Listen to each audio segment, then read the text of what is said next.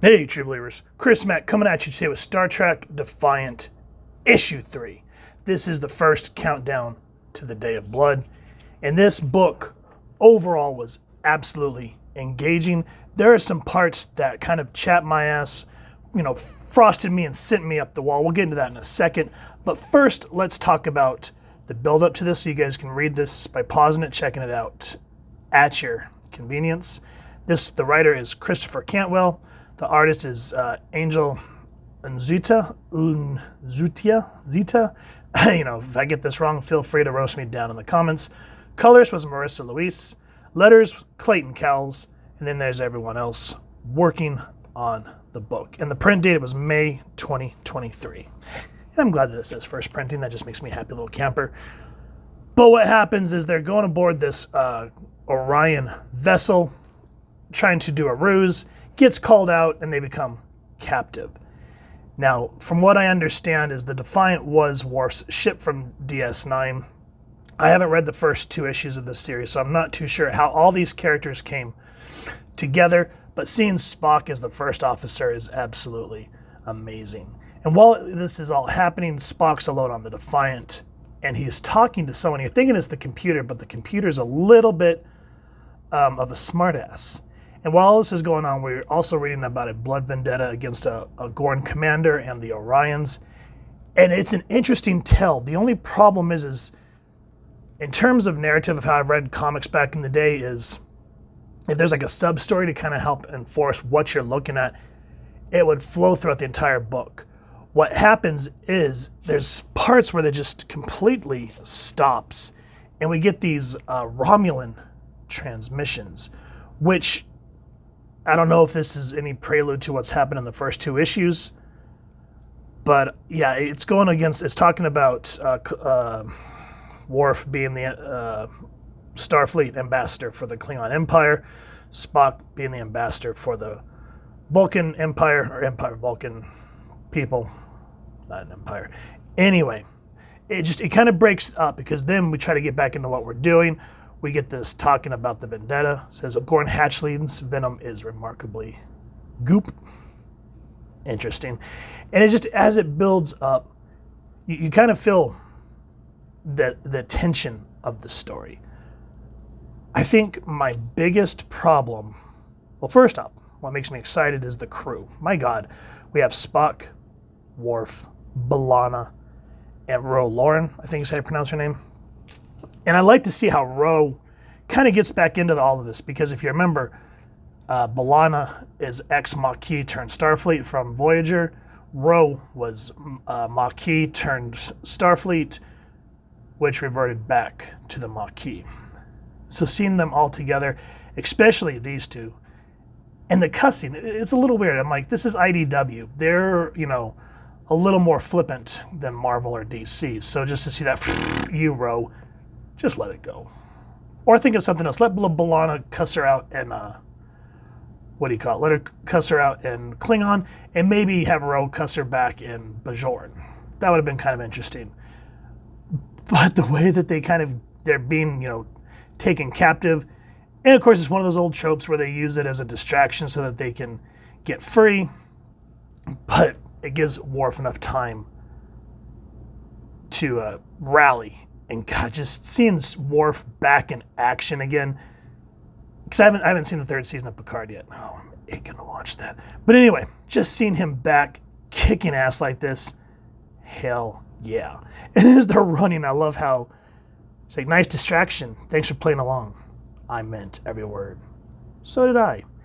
And it's just interesting how Ro and B'Elanna work, kind of play off each other. It's just a really cool dynamic, since they kind of have the same background with the Maquis.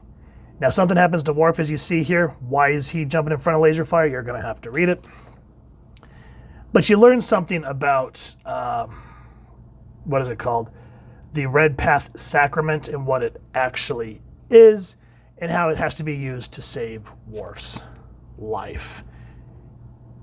And just look at that, the way he just goes full on berserker mode like Wolverine. Now, with that said, this splash page, awesome. Now, what I was getting at there for a second is the artwork for me is wanting.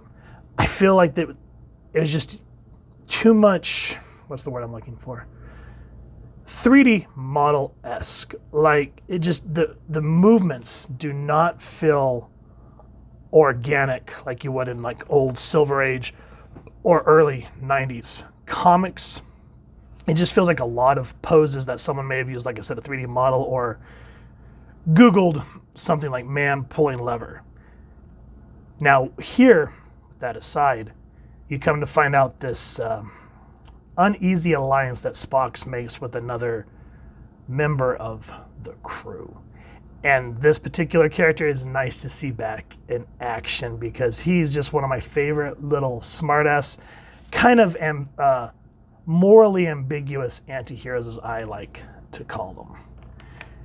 Now, all that said, they're able to escape,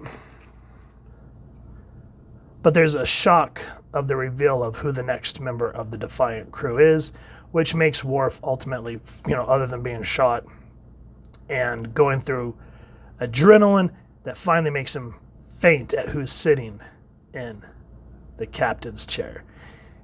Yeah, a Star Trek Defiant.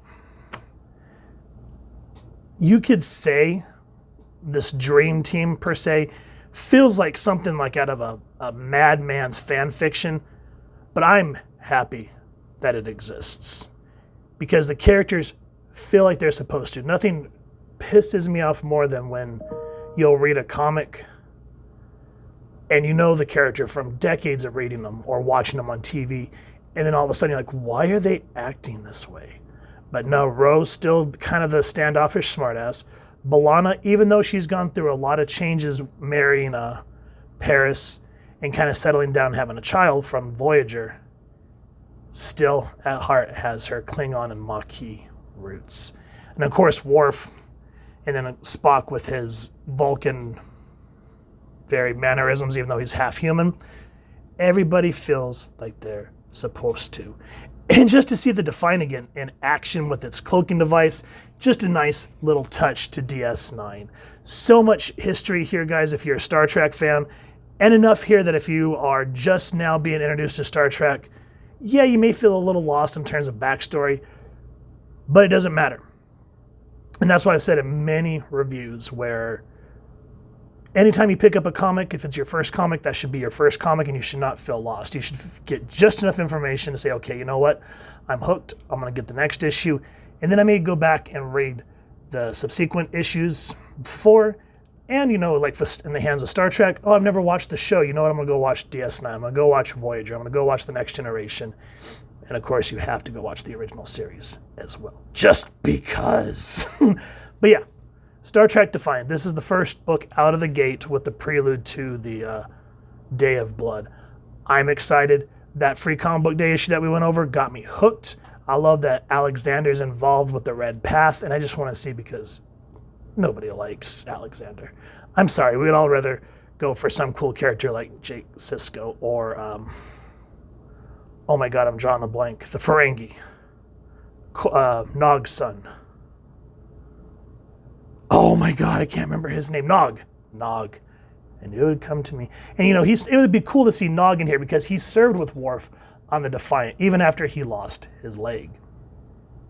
That just would have been a cool little touch. But for the crew that we got, I'm happy. Can't wait to read more. If you guys have enjoyed what you've seen, please first and foremost support your local comic shop or wherever it is you like to get your comics and toys, action figures, whatever you want to call them, and grab this series. I think we're already into the main event of the Day of Blood. I know I'm behind. Who cares? We're having fun, right? And if you've enjoyed this review, we really would appreciate if you take a moment to like, share, and subscribe.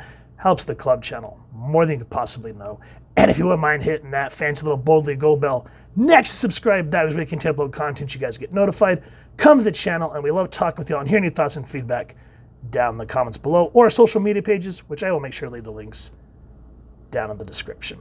So with all that said, hope y'all continue to have an absolutely amazing day reading and live long and prosper, true believers.